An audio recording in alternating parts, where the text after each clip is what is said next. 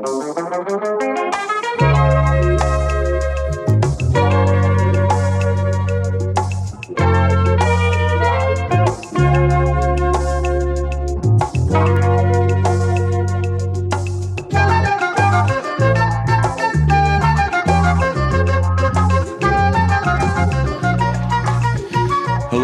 to a very special and exciting episode of the Tom Henry Show. This is Tom and Adam's top 25 movies of the century. Adam Christie, everyone. Nice to be here, Tom. I'm very excited.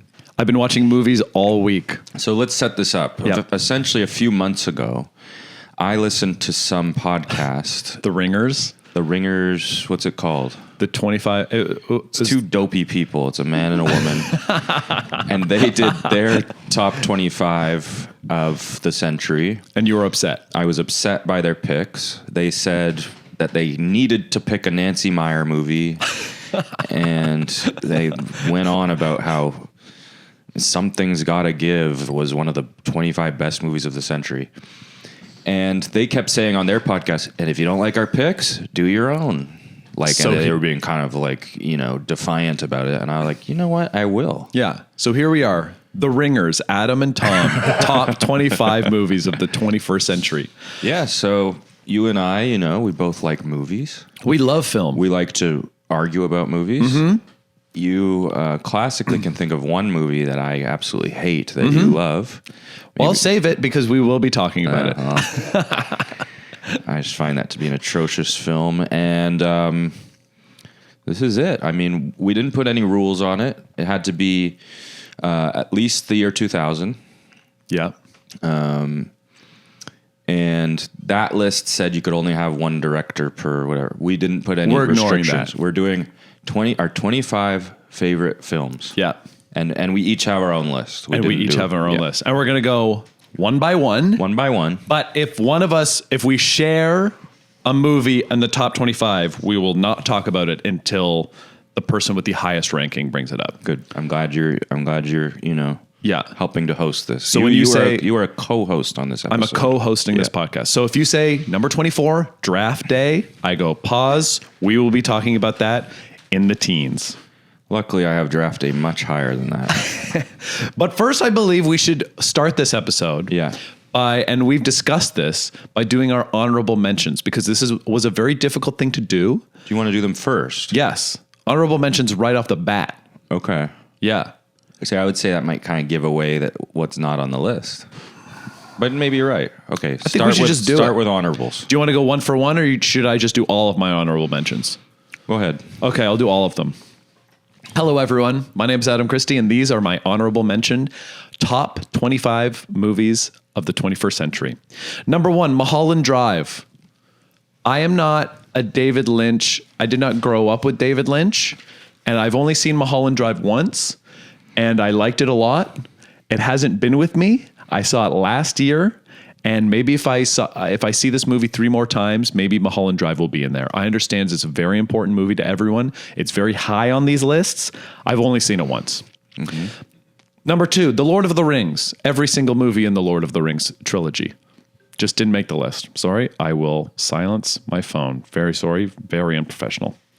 Lord of the Rings will not be there. OJ, Made in America.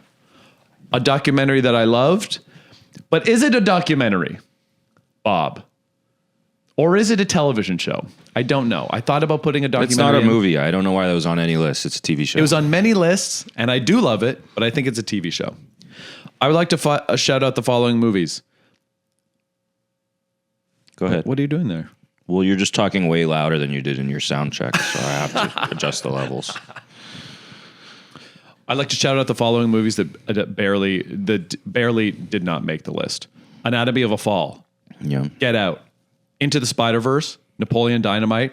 Edge of Tomorrow. Great. I like all of those movies. Yeah. Unfortunately, they did not make the top 25. Yee Yee. I haven't seen it. I've never seen Yee Yee. It's on, people say it's one of the greatest movies of all time. Well, I'd like to say something about Yee Yee. Yeah, please, go ahead. We had a lot of discussions in the making of this list because we were like, now we have a couple months to rewatch and watch things that we should have watched. And I put on Yee Yee, which is very long movie. Yeah. And I didn't like the score. Okay. And I didn't like the way it seemed like it was going to be. Right. And I turned off Yee. And how many minutes did you watch? About 12. That's all you need. Yee, banned from both lists. Yee's out. And finally, this was a hard one, and I rewatched this movie. I just want to give a shout out to Anchorman: The Legend of Ron Burgundy. Sure. I love that movie. Near it and was dear very- to a lot of people, and you obviously weren't brave enough to call it one of your favorite movies. That's right. I would like to give honorable mention to Snowpiercer. Oh yeah. I love Snowpiercer, and it very nearly made my list. Yep. Greenberg. Green Book. Yes. No. That will be on my list, so maybe don't mention anything about Green Book. Greenberg is a movie I love. It's Noah Baumbach, and I generally don't love that guy, but it's a movie just about a dink. And I just love a movie about a dink. Yep. So I was sad not to put Greenberg on. The Hateful Eight Yep. is, I think, a very underrated movie by that freak. And also, and I don't know if I have any of these movies on my list, but movies that are like plays. I love movies that are like plays. For example, Blue Moon, which is not on my list and it just came out last year. I loved Blue Moon because I love all movies that are like plays. And I have not seen it. The Square. The Square, The yes. Square. Didn't make it. Wolf of Wall Street. Uh-huh. Didn't make my list. Didn't make my list either, but I thought about it. Mad Max Fury Road, which I'm sure is probably pretty high on your list, and Who I knows? think is a wonderful achievement, but just not dear to me enough. Okay. Moneyball, which Yep. is a movie I love to watch, and I just couldn't get it on there. Happy Go Lucky by Mike Lee. Llewyn Davis. All right. And The Fantastic Mr. Fox. Oh, yeah, okay. Those are good. Ladies and gentlemen, if those are the honorable mentions, we're in for a real big treat. Exactly. All right. So I'll allow you to start the list with your 25th best movie of the century. Welcome to the list, everyone. Welcome it's to an the honor list. to be here. This is, a summit that we've been talking about for months. This is a very important thing in my life. Yeah. I've been watching movies. I probably watched 14 movies in the last 7 days, and I spent the whole weekend crying. And I was much less diligent than you, and I was just crying for other reasons. Okay. The 25 best film of the last 25 years. Let's get a close up on Tom Henry. Fast Five. Ladies and gentlemen, we're off. This is going to be a really good podcast. I don't even want to talk about that. I don't know. I haven't seen those movies. But You've never seen those movies? No, but I'm just, think about some of those works of art that you left off the list. Fast 7, Fate of the Furious, FX, Fast and Furious Tokyo Drift. Yeah. I've watched these movies probably 3 times, all of them in their entirety. I've gone to the theaters to see most of them.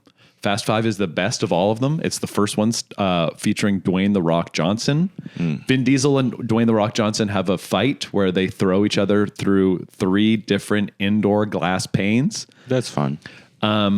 It's in Rio de Janeiro, and these movies are very important to me. Fast and Furious 7 is the hardest I've ever seen my girlfriend cry. That's the Paul Walker death one, where he dies and they use his brother to CG him into the movie. And at the end, Why Vin do Diesel, they need his brother to CG him in? Well, I guess Does he work in that field? no, he doesn't do the work. He was a stand-in in the movie, and they would CG Paul Walker onto his brother's face. And at the end of the movie, they drive off, and I've never seen my girlfriend cry more than that moment. I would leave her. It's incredible. This is, whatever. Like, I hope there's not too many more surprises like this on your list. What do you mean surprises like this? But you've never seen these movies at all. It's just, You haven't even seen The Fast and the Furious? let's get a little serious. What do you mean? Okay. No, I haven't seen The Fast and the Furious. It looks boring. Do you like Point Break? Have you ever seen Point Break? Yeah, I've seen Point Break. It's like that. Do you like Mission Impossible? No. You don't like any Mission Impossible? No. Well, then you probably hate Fast and Furious. It makes me so bored. It just seems like a lot of fast cuts. Bob, do you like the Fast and Furious movies? What the fuck? You have tattoos, Bob. Okay, all right. I'm never going to Bob again. All right. I thought Bob would back me up on some of these. You know who's going to back me up is that literally everyone listening to this podcast. And stop being so aware of my volume. We can get it in post. You actually can't. If you hit the peaks, you're done. I give this guy a sound check before the show. Yes, well. Anyway, ladies and gentlemen, here we are. Well, when it's showtime, baby, I turn it up. Yeah, well. May I read you my 25th Number movie? 25. Lord of the Rings, The Fellowship of the Ring. Great. I love it. And see how I'm reacting to your movie with pride? I'm welcoming it. Yeah, but you had that on your honorable mention. I didn't have any fast bull crap on mine. That's true. Yeah, I mean, I love the Lord of the Rings, Fellowship of the Ring. I'll say I have a journey with these movies, which is that when I first saw them, extremely bored. Really? When I second saw them... As a child? Yeah. When I second saw them, extremely bored. When I watch them now, extremely bored. But I've come to enjoy the boredom. And I try to watch them every year around Christmas. So a movie that makes you bored is your 25th favorite movie? Yeah, well, I think it's a beautiful boredom. And I like I like living in that world. See, being bored actually adds to just sort of living in there. There's fantastic action sequences and CG monsters and whatnot. And this all... Oh, yeah, the Balrog. The entire thing bores you. No, those parts are... Boring from top to bottom. So there you do get peaks. Mostly bored, but I love those little guys. Who's your favorite? Frodo. Okay, I'm going to say this about the list. No more trivia questions about the movies, because some of these movies I've seen twice, and I'm like so bold to say they're one of my favorite movies. But I don't want any like, what happened in the second act of this movie? But I think it's possible that I can't remember. I think this is okay. I think you should be able to say a movie you've seen once is a top movie. No, I agree. I have some like that. I have some that I couldn't actually bear to watch again. Oh, I have. But that I thought were good enough. 20. Unfortunately, 4. The next one is not a movie that I'm bored by. This is a movie I love. It's called The Holdovers, starring Paul Giamatti. A terrible piece of crap. I'd just like to congratulate everyone listening to this podcast because this is really good. You're in for a real treat. I'm going to say right now, this is one of the best podcasts that have ever been recorded. Well, you know, this really could break through with the list. People love lists. People do love lists. That movie was just, I hated it. Why? I think Paul Giamatti's a bad actor. Do you? Yeah. What? He's a ham. Yeah, but that's fun. I like that he's a ham. He just has that weird voice, and he just was hamming everything up all the time. And the kid in it really sucks. I think the kid was fine. And now they got that guy playing Bourdain. He's playing Bourdain. Yeah. Wait, what's Bourdain? Oh, it's the Kitchen Confidential movie. Yeah, a young Bourdain. I think they should get Paul Giamatti to be old Bourdain. Hey. That's pretty good. This movie is like, it feels like a movie that came out. When you go to a restaurant, don't order the fish. I lost the impression. Oh yeah, that's Bourdain. But sorry, I thought you were doing another Paul Giamatti commercial. Or Giamatti as Bourdain. No, this movie I liked also. Well, Lord of the Rings isn't a Christmas movie, but Holdovers is a Christmas movie. I think it's an instant classic, and it's my number 24. I loved it. Well, I vehemently disagree. Vehemently. Go ahead. I thought that some of the other actors in the movie were quite bad too. Interesting. And I thought the story was stupid, and it was just generally bad. Me and Bob are silently agreeing that we did like that movie. Yeah, it's 2 against 1. A lot of people liked it. The audience again will be Academy Award winning, I think winning film. I think it won an Academy Award. Best Supporting Actress. Well, no bad movie has ever won an Academy Award. That's right, Green Book, which we'll be talking about later. 24 for me is Old Boy. I've never seen it. Go ahead. Well, this is one of those films I haven't seen in a while, Yep. but it did knock me out when I saw it. Really? Yeah. It's action-packed, Yeah.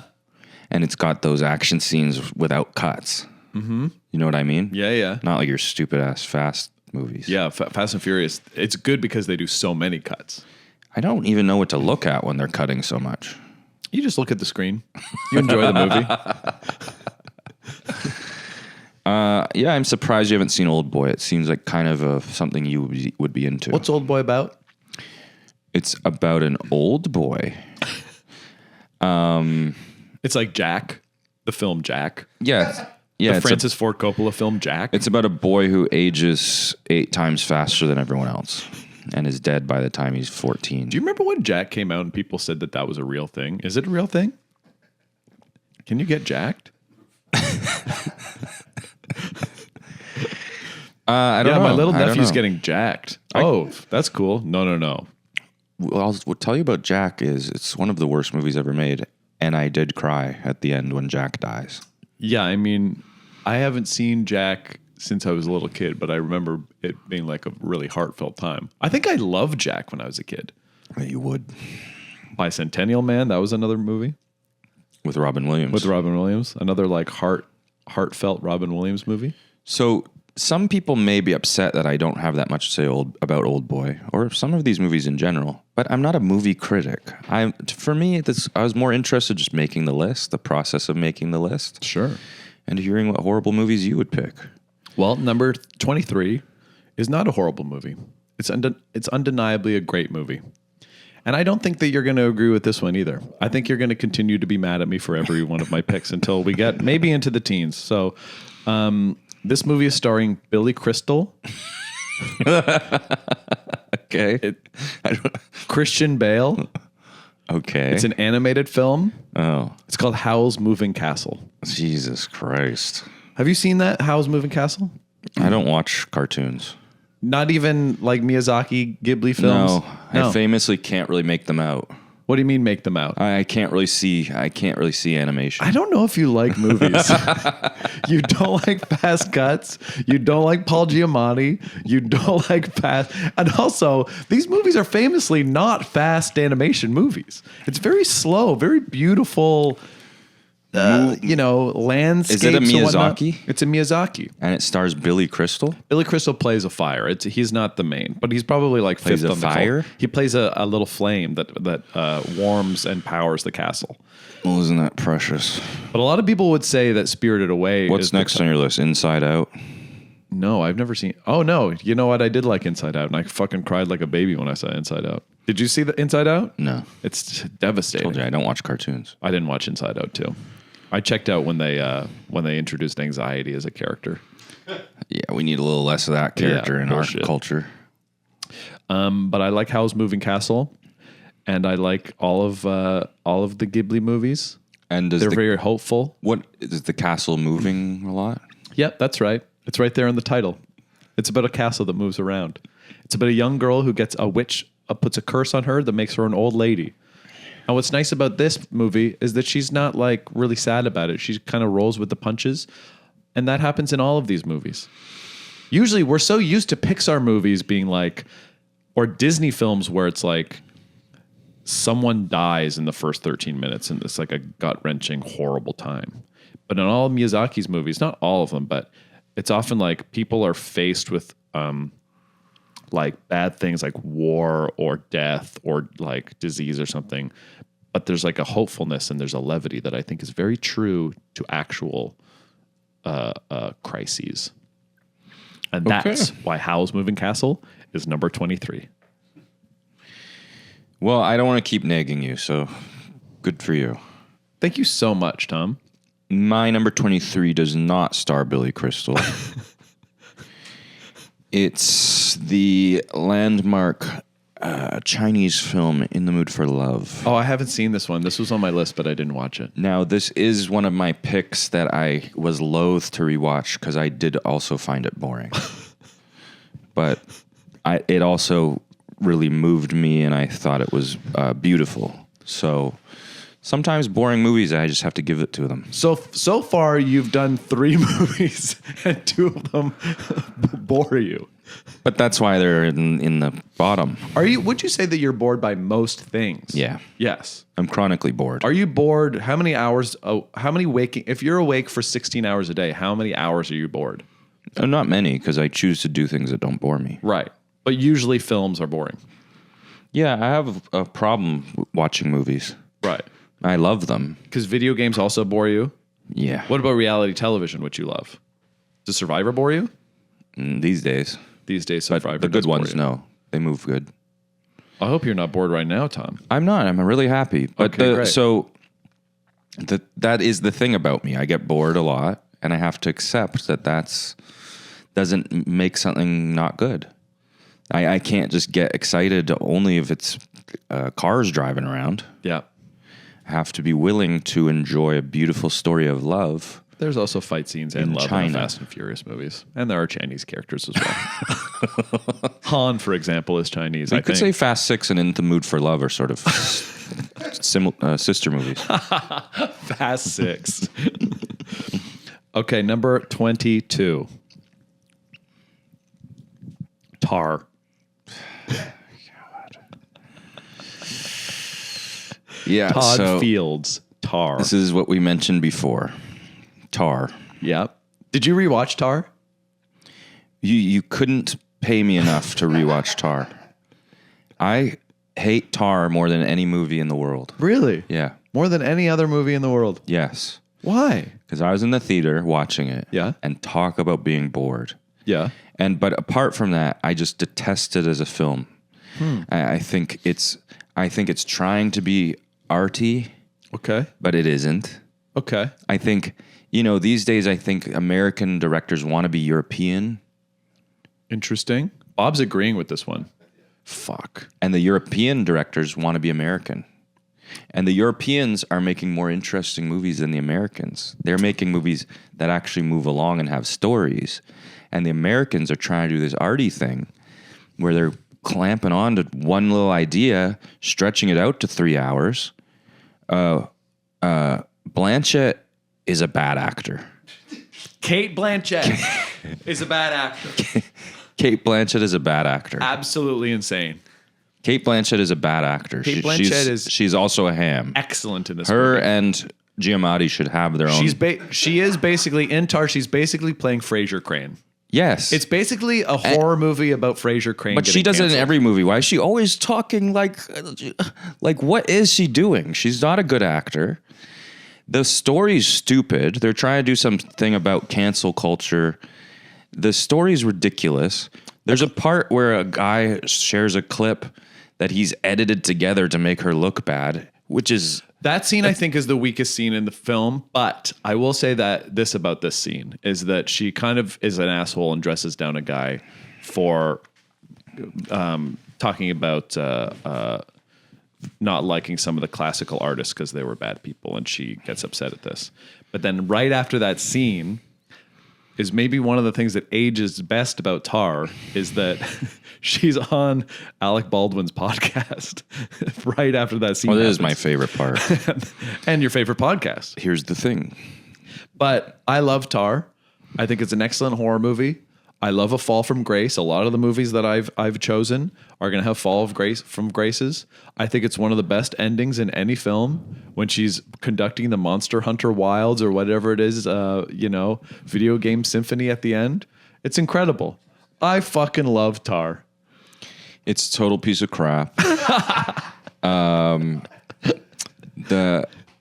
corny too is that part where she has to go home and her brother is mad at her because That's she a thinks great part. It's like, Because she's just such a phony. She's been a phony her "Well, whole you life. think you're better than everybody else, Lydia, or should I say, Laura? He doesn't have an accent like that. Yeah, he He has does. a regular accent. I think he has that accent. He doesn't have an accent. It's Let's play the Boston. clip. And I think- Bob, we're going to play the clip. Yeah, we're not going to be able to clear that. I think it's a Boston accent, maybe. Is she from Boston? I can't remember Yeah. where she's from. You think you're better than us?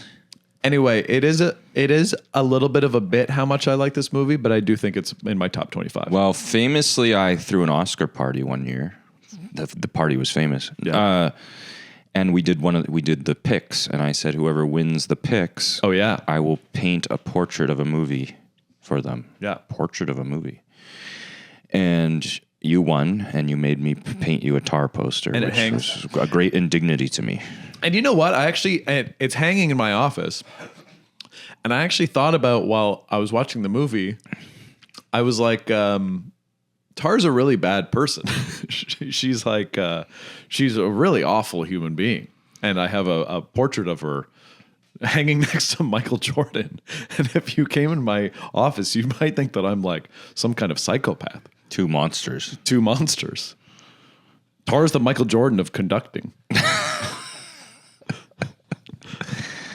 Okay, well, do you feel okay so far? I don't want to just shit on everything you like. I feel incredible. Okay. I mean, that is a classic dynamic that is good. Like Roger and Ebert. Yeah. What are we on, 22? Yeah, Roger and Ebert. Well, my 22, like I was saying, is... We're not going to check Roger and Ebert? Siskel and Ebert? I said it on purpose. Okay, who's your number? Yeah, have another sip of that. That'll get it out better. Oh, no, he's dying. I don't have a drinking problem. It all goes in my mouth.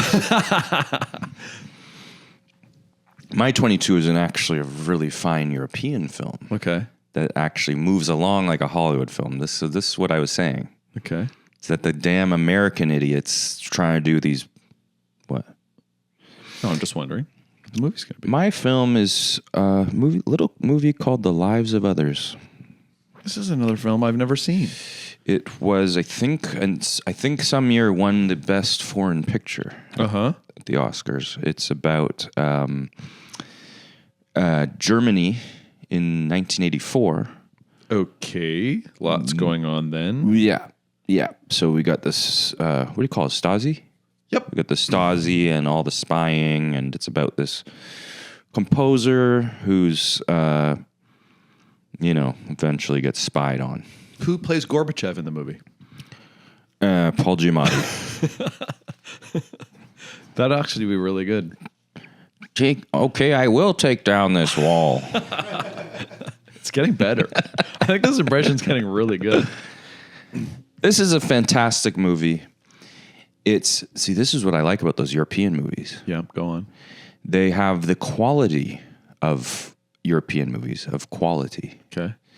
But then they've wised up. They're not just making these damn art films anymore like Tar.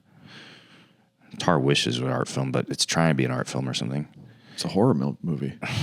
What's the horror part? It's very I mean, You hear a ghost once? yeah, there's a ghost. When she goes in that basement once? Yeah. Everything after she sees the dog is a dream. By the way, not every movie can be horror now. Yeah, it can. That's a crutch. Okay. These shit. I'm trying to get work in acting. I shouldn't be putting down all these directors. Yeah, what if Todd Field was trying to get you in his next film? No, Has he made a movie since Tar? I don't think so, right? I hope not. So, Lives of Others, 22. Okay. Best foreign picture. Number 21. Best in Show. My first comedy on the list. Legendary. Fred Willard with one of the funniest performances, I think, in modern comedy, as him as the play-by-play announcer. Catherine O'Hara, Eugene Levy, Parker Posey. A really great film. And I think it's absolute shit. No, I'm just kidding. I have something interesting to tell you. What? I also have. Oh, I started talking about it too much. I also have Best in Show at 21. No, really? Wow. Same number. Yes. Wow. That's awesome. Yes. I mean, mockumentaries are amazing. I think it's the highest art form. It's my favorite type of comedy is a mockumentary. I love The Office. I love Parks and Rec. Mm-hmm. I'm a basic bitch. Mm-hmm. I love people winking at the camera, looking at the camera. Mm-hmm. I'm a bit of a Giamatti type guy. So this movie's one of the best ones. I think it's my favorite, possibly favorite. I think it's my favorite Christopher Guest movie. I think it's the funniest one. I think it's the best Christopher Guest movie. I think it's just brilliant. Yeah. And And God bless the great late Catherine O'Hara. Yeah. She's truly so the running bit that she's fucked everyone is one of the funniest things in the world. When the guy's like, I fucked a lot of waitresses and you were the top one. Eugene Levy, everyone's at like the tip top of their game in that It's movie. the all-star, it's the LA Dodgers of comedy. Yeah. I hate to use them as that. Well, Yeah, even the guys you don't know their name. Like there's this one guy who I always go, who's that guy in all the Christopher Guest movies? I don't know his name. And he's so funny. yeah. And I think I will say that this is the only kind of pure comedy I have on my list. Really? Yeah. I have more coming. I have a lot of movies I think of as comedies and I think are mostly comedy, but I don't know if would be considered pure comedies. Boring comedy. Foreign comedies, yeah. European comedy. Europeans. It's just Jacques Tati running around. The Dutch really know how to do comedy. Okay, well, my number 20 then. Paddington 2. Have you ever seen the Paddington films? No, but I hear, I hear everything. Here's the thing. This movie deserves to be here. Paddington 2 is one of the best movies ever. I've seen it probably like 8 times. I don't even have children. Me and my girlfriend, Bob, agrees. Bob has children. Do your children love Paddington 2? It's like bulletproof. Hugh Grant is so funny in this movie. Everyone brings it. The animation on Paddington is like, it's unreal how good it looks. And yeah, not all of my movies can be about men who fall from grace or horrible people. So I got to add a little levity and put Best in Show and Paddington 2 on these lists. I think, I have no opinion about this movie, and I hear it's beautiful, and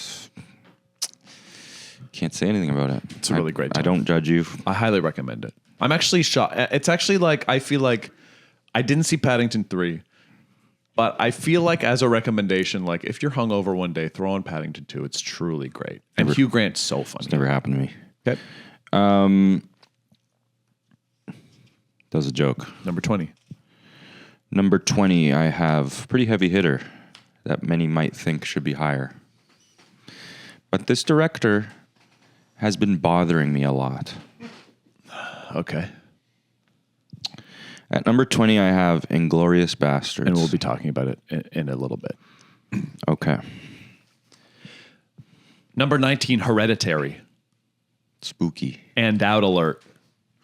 Big time and out. You've seen Hereditary? I can't watch scary movies. Oh, really? Yeah. This is one of the best ones. Except for Tar, of course. A dog bit her. Hereditary's awesome. Toni Collette's great. Gabriel Byrne is great. It's, I don't know. If you haven't seen it, it's amazing. The ending is so good. And Dowd is, we're two big and Dowd heads. I believe The Leftovers is one of the best television shows to ever be. As do I. And Hereditary, I think, is one of the best horror movies. And I think it's maybe, here's the thing.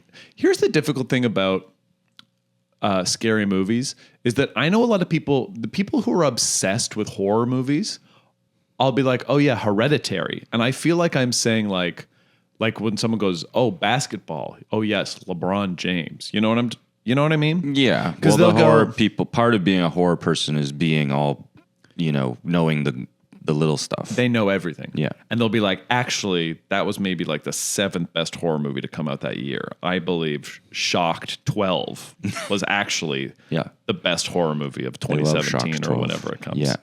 It'll be like, something like that. Now, let me ask you about Hereditary. Is it very scary? Yes. When I went to see Hereditary, it was in a packed theater. And I feel like going to see comedies or going to see horror movies opening weekend is very important. And I remember there was a guy next to me, and they played during the trailers. They played the trailer for the Jennifer Garner action movie Peppermint. And when they showed the title, the guy next to me had like a George Costanza moment because it was silent in the film, and the guy goes, he goes, Peppermint, and the whole theater laughs. That was it, eh? Yeah, he just laughed and said the name of the movie, and it got a big laugh. But then that guy, number 4, Peppermint. but in the movie, there's a specific terrifying moment in the film where you discover it on your own. Like people get to it like on their own because this thing you have to notice in the frame. And the guy next to me, the peppermint guy, screamed at the top of his lungs. And it's one of the best movie going experiences I've ever had. Hereditary fucking rocks. Don't watch it. It's so scary. I can't. It's terrifying. I can't. And I will tell you, I haven't seen any of his movies, but that Ari Aster guy rubs me the wrong way. What was his newest one? Paddington. Eddington. Eddington.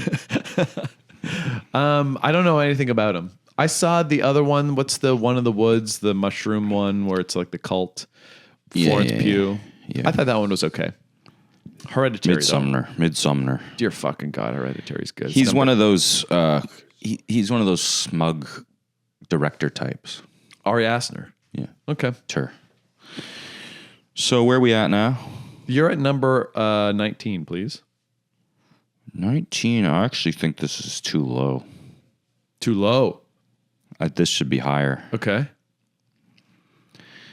Adaptation. We'll be talking about it later.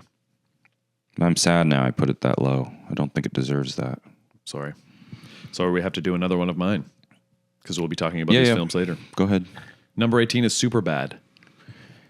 Yeah, I mean, this is not my kind of movie, but I appreciate its adeptitude. Just like I said with Hereditary, I saw this opening weekend. A friend of the show, Sarah Hennessy, Yes. got together a lot of people to go see Superbad. It was very important to her. I think she was very excited for it. So we all went to see Superbad. And I think it's the hardest kill I've ever seen in the theater. Yeah. Every joke was nuts. Yeah. I will say that Michael Cera's rise ruined the Toronto film and television auditioning process for many, many years for all of us. If you were 20 years old when Superbad came out and you were auditioning for commercials regularly, you were demanded to be like Michael Cera. You had to be like Michael Cera. Every single call sheet was like, we need a Michael Cera like for this. Yeah. And then you would go in and you go, eat, ooh, eat, ooh. And they go, you got the part, kid. I will also say that about Napoleon Dynamite. I rewatched Napoleon Dynamite last year in the theaters. It was awesome. And that's a movie I stayed away from particularly because there was so much hype. I was in grade 12 when Napoleon Dynamite came out. So it was fucking gigantic. And I made like a conscious decision, like I'm not going to watch Napoleon Dynamite for like 20 years because I'm so close to all of these jokes. And then I rewatched it in theaters and it was like so delightful and so nice. But watching it, you realize that how many like commercials for the next decade were just ripping off Napoleon Dynamite. Like the film style, like the humor was all just Napoleon Dynamite type jokes. Yeah, it changed everything. And then I'll also say, rewatching Anchorman, that, and I hate this criticism of a movie, so I hate to say it, but as it was nice to see Napoleon Dynamite and I was far away enough from all of those jokes and that kind of humor that I delighted in it again, watching Anchorman I feel like gave the worst people in the world a sense of humor. Wokester alert. But people who were not funny, Yes. like hockey players who are not funny, saw Ron Burgundy. They're running around saying milk was a bad choice. Milk was a bad choice. Scotchy, scotch.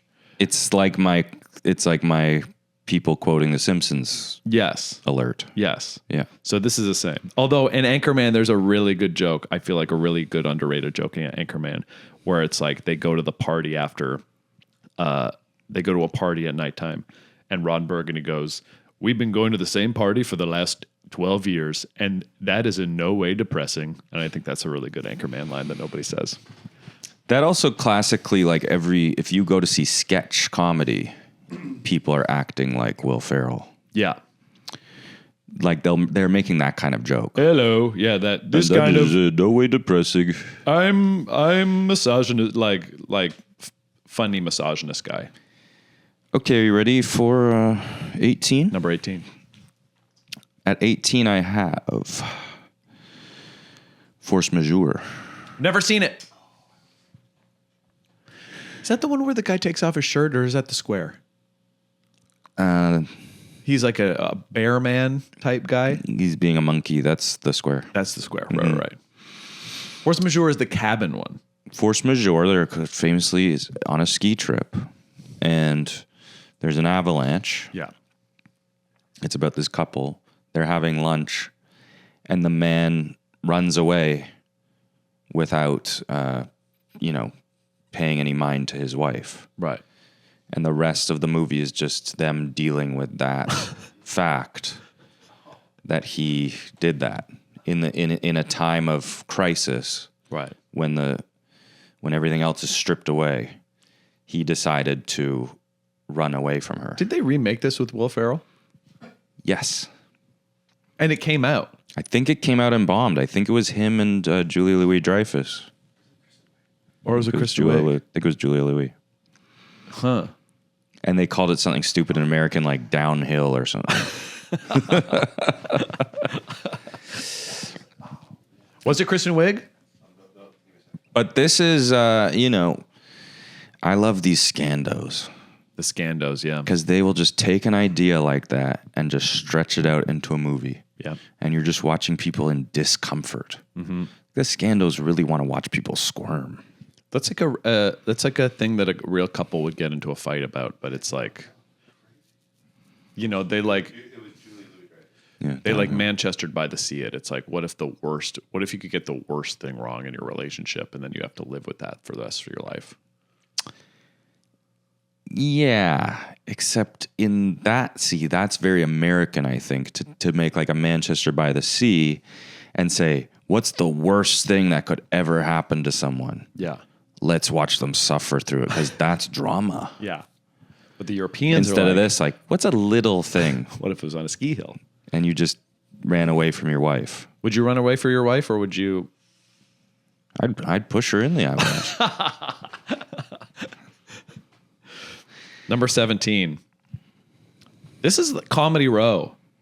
MacGruber. Okay. Hilarious. I think everyone's, seeing by now that my taste is a little more refined than But I yours. think everyone who's watching at home is agreeing with me and saying, here we go, another one of the European movies. Well, Force Majeure is, it'll crack you up just like Superbad.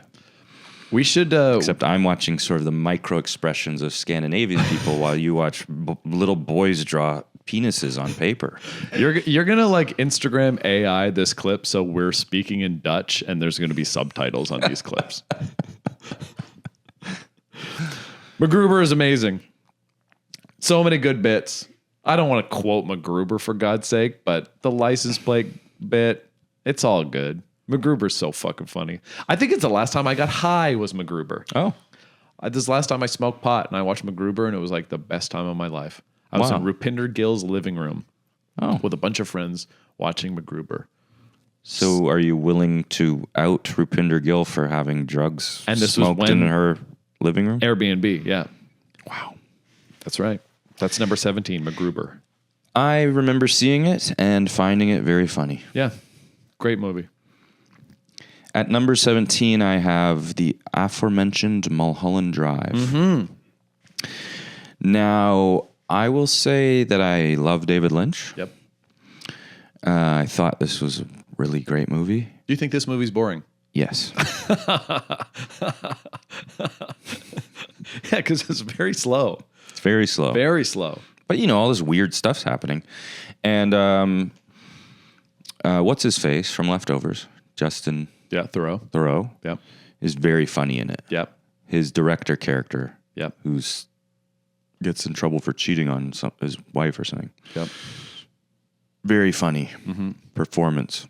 And the standout scenes, like obviously the famous monster behind the Garbage person. garbage dumpster, is like, such a beautiful thing. Great L.A. movie, too. One of the best L.A. movies. Mm-hmm. Our Home Away from Home. Yeah, And- I love driving the turns on Mulholland Drive.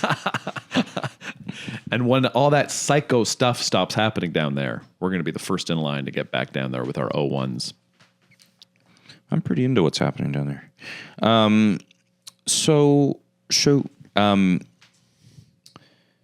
Yeah, I don't know what else to say about that. it does. It is another movie like In the Mood for Love that I didn't want to rewatch because it's long. Did you rewatch it? No. No. Very long. And if I had, maybe it would be higher. And like I said before, just because something's boring to me doesn't mean I can't love it and give it credit. Well, here's a movie that definitely you haven't seen and definitely you would think would be the most boring movie in the world. It's a movie about the Portland sculpting scene, clay sculpting scene. It's a Kelly Reichardt movie called Showing Up. And no one's seen it. It's Michelle Williams. Andre 3000 plays the flute in it. It's a great movie.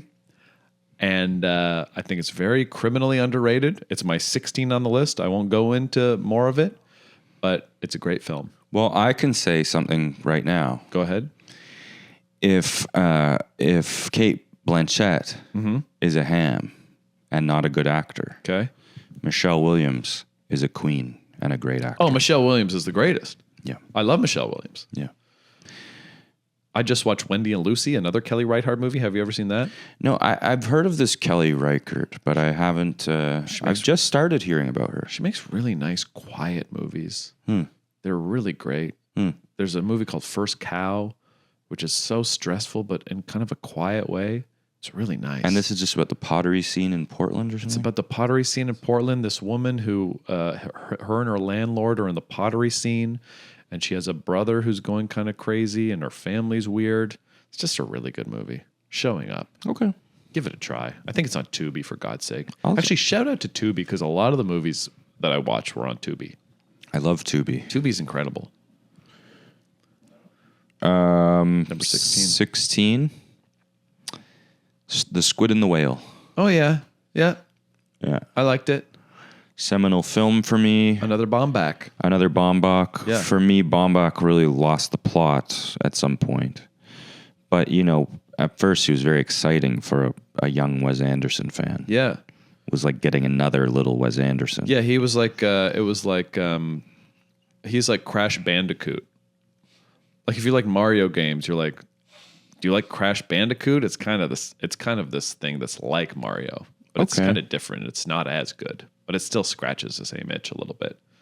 I'll allow that analogy. Thank you. Yeah, again, if Greenberg is about a dink, Yep. this is about a family of dinks. And the kid is a dink. Yeah, he steals the song. Yeah. Yeah. He's playing Pink Floyd and he's trying to... Jesse Eisenberg is somebody I came to hate. Lex Luthor. Yeah. Yeah. But he's like perfectly the loser that he is in this movie, in my opinion. And the kid, the younger kid, who's the son of Kevin Kline and Phoebe Cates, Thank God. Yeah. who calls everyone ass man. Yep. He's hilarious. And finally, Jeff Daniels gives like the ultimate dink portrayal of a dinky dad. Yeah. And like an intellectual, like I feel like I kind of grew up around dads like that sometimes. Toronto dink dads. Yeah, who were like, would talk about which books were the best. Yeah. And then Laura Linney's good too. And one of the Baldwins is very funny in it too. Have you gone to the National History Museum in New York since watching that movie? I have, and I've seen the Squid And and you the saw Whale. Squid and the Whale, and you and I thought went, about I went just like the movie. It's like going to the Guggenheim and looking up and being like, just like Men in Black. Number 15. I believe that this is my last comedy. And it really sucks doing comedies because I don't really want to talk about comedies. Now, when you I speak wanna- about comedies, like what I just Squid and the Whale is essentially a comedy, right? But it doesn't count as one. It doesn't really count. This is a classic comedy. Yeah. And a friend of the podcast, a friend of you and I, because we both star in this show, What We Do in the Shadows, Oh, yes. the movie version. Yes. I really like this movie. I could put it on any time. I think the jokes are very funny. Australian comedy, so it's not one of these American films that you don't like so much. And a lot of the jokes are good. It's hilarious. Stu, the regular guy that hangs out, the Beast, and it's revealed that he's just talking about his ex. the Nosferatu guy roommate who lives in the basement. It's just really good. Yeah, I don't remember it, but I remember just thinking it was so funny. And it's nice when you watch a comedy as an adult, not in your formative years, and you go, holy fuck, if I was a teenager, I'd be obsessed with this. Yeah. Like this would have like shaped me and my comedic values, and it wouldn't just be The Simpsons and Conan O'Brien. And you and I both have small parts in the TV show. That's right. So we can actually speak to this as part of the family. Yeah. Yeah. And I don't want people who are listening or watching this to go, oh, they're just sucking up because they're involved in the production. That's not true. If The show's over. They can't do anything for us anyway. The show's over. We're still part of that family. We still speak to a lot of people in the production. Me and you and Matt Berry were just hanging out last weekend. We watched the opening ceremonies of the Olympics at his place in Leeds. Did you meet him when you did the show? I did. Me too. Yeah. Anyway, we just met. That's my number 15. 15. Okay. So, my 15 is... See, I think this is a little low for this, too. The Life Aquatic with Steve Zissou. And we will be putting a pin in that. Okay. Because we'll be coming back to it. Okay. Number 14. Killers of the Flower Moon. Really? Yep, that's right. Talk about boring. Love the book. The movie is approximately 16 hours long. It's maybe the longest movie that's ever been made. Yeah. There's a lot of criticism about this movie, but I really liked it as a film. I really enjoyed it. Again, a thing about a lot of the movies that that's important to be like one of my favorite movies or to make it into this list is to have a meaningful and lasting impressionable ending of a film. And this has a really good ending. First of all, it features... I don't think anyone made it to the ending. That's probably why you're the only one who likes it. If you last 3.5 hours, you are treated to a performance from Jack White. Oh God, Adam! That ending was terrible. That should have been in the in the promotion for the film. They should go, listen, we know, but Jack White will be doing some accents at the end of the movie that you should stick around for. Lord, it's my second favorite Jack White film. So let me ask you something. Cold Mountain is number 1. Yep. Am I allowed to know? What? Is this... Did you not pick Wolf of Wall Street? No, I didn't. So you think that this movie's better than Wolf of Wall Street Killers of the by Flower at Moon least 12 places? Is better than The Wolf of Wall Street. Wait, was that Wolf of Wall Street on your honorable mentions, though? Mm-hmm. It was, right. Mm-hmm. I like Wolf of Wall Street enough. I like it. I think it's great. It just didn't really stick with me. Here's something about... And I loved this movie. Here's something about Scorsese. He got old enough and legendary enough that people just stopped telling him he couldn't make a 4-hour movie every time. That's right. That's not good. But here's there the should thing. be people there, and when you watch Killers of the Flower Moon, it doesn't all need to be in there. I saw it in theaters. I've seen it twice. I saw it in theaters. I thought it whizzed by. I loved it. This is also a big movie in our relationship because we both lost $100 thinking that Lily Gladstone would win Best Supporting Actress. I'm so glad you brought that up. Yeah. Yeah. We have a running we both make Oscar bets every year. Yeah. And was this the first one? This was the first one. We both put $200 each on Lily Gladstone to win Best Supporting Actress. And we both lost. And we both lost to Emma Stone. Emma Stone. And then we did another one last year. We did it last year. Also Best Supporting Actress? Yes. And lost. Yes. Who was that? That we bet on The Substance. We bet on Demi Moore to win. And we lost and we lost that one. I don't know if it was two. I think we've lost $100 every year. I think the Gladstone was $200 we put down. Was it? Yeah. Oh my God. Now this year we've both put money on One Battle After Another to win Best Picture. Yes. And we got in when the getting was good. Yes. When it first came out. Yes. Now it's a heavy favorite. But now I'm worried about Sinners. Nah, it's not going to happen. Okay. All right. Okay. Also, can you speak about your bonus bet? Yeah, sure. I got a $5,000 bonus bet from the score prize. as a prize. Yeah. And instead of putting it on something that would get me $5,000, I just put it back into One Battle After Another, which would pay out $800. $800 or something. Which would be pretty. So you have a lot of money riding on that. I would win winning Best Picture. I would win $1,000 if it wins Best Picture. Yes. It's a beautiful thing. But yeah, Killers of the Flower Moon, number 14. Lily Gladstone is awesome in that movie. She's great, and you know, I believe that Leonardo DiCaprio is our greatest living actor. Oh yeah, yeah. And I believe that is a great performance. I love watching him sort of act like a weird idiot. Yeah. Yeah, he's very good. I didn't hate that movie. I just thought it's too long. Very long movie. Too long. Extraordinarily long. I can't imagine putting it on this list. So we're in 14. That was my number 14. My 14, from one Marty to another, The Departed. The Departed.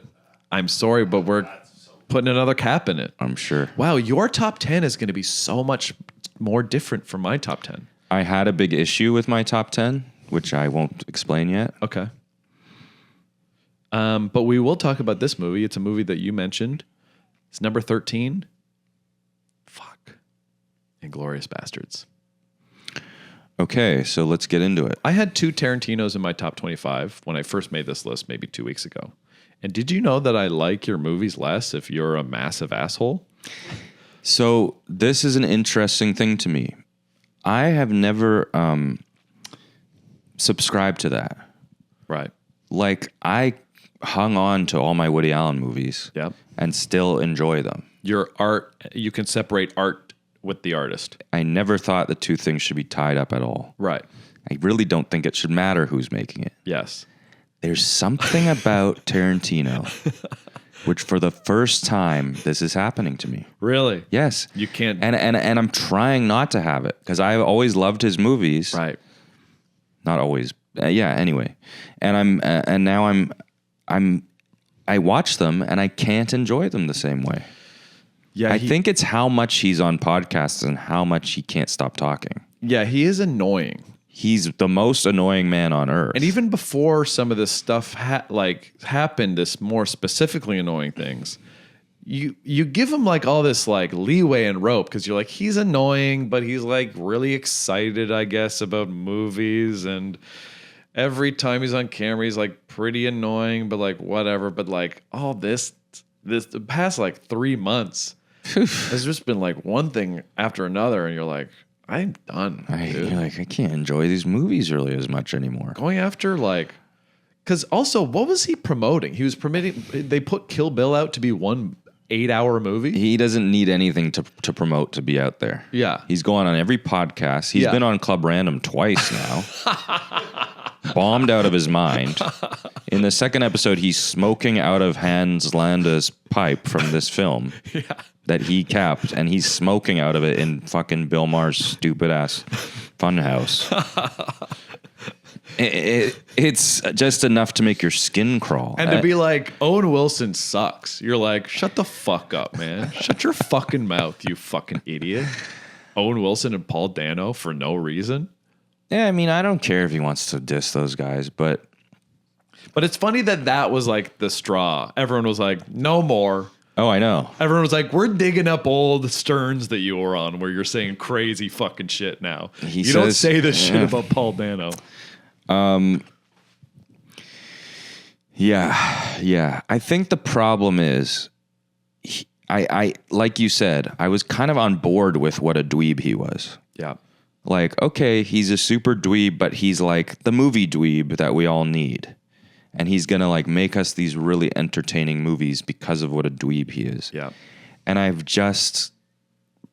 gone past my dweeb limit with him. Yeah. And it was a high limit. Yeah. Yeah. All right.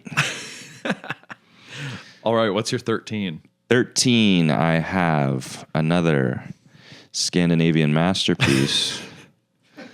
Another Round. Oh, yeah. Yeah. I thought about this one. Yeah. I love Another Round. I love Another Round. Yep. It's about drinking, a topic I talk about a lot. Yep. It shows the good side and the bad side. Mm-hmm. We have beautiful Mads Mikkelsen. Mm-hmm. A wonderful guy to look at. Top 10 actor, I think. Great actor. Incredible. And handsome, but also Weird. How many guys are handsome, but like weird? Yes. Like all-time handsome, Handsome, but a bit scary. scary, too. and weird. Yeah. Yeah. I don't know if I can get past like the Casino Royale, like Mads Mikkelsen. And as you know, I'm a big Death Stranding fan. That he's in the first Death Stranding game. So Mads Mikkelsen is one of the top of the pops for me. I love Mads Mikkelsen. Somebody once offered to pay me good money to live stream Death Stranding on Twitch because they knew how dreadfully bored I would be. Wait, what's good money? I was like a friend who was making fun, but Oh, I wish you did. Should we take a break and freshen up our drinks and then do the last half I of was this? about to say that. Let's do it. Okay, well, that's our first about half. And what we'll do is this is going to be a two-part. So join us next week for our final 12 or whatever it is.